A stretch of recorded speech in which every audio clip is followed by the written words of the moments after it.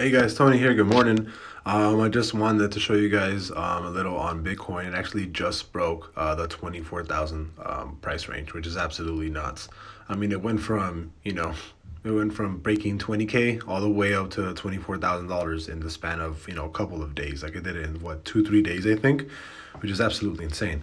Um, I do think that it's headed.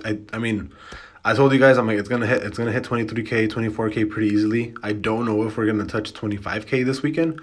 Um, I have to check the charts to see how big momentum is, but on crypto usually it's just you don't know when the sell off is gonna happen when the big whales come and sell everything.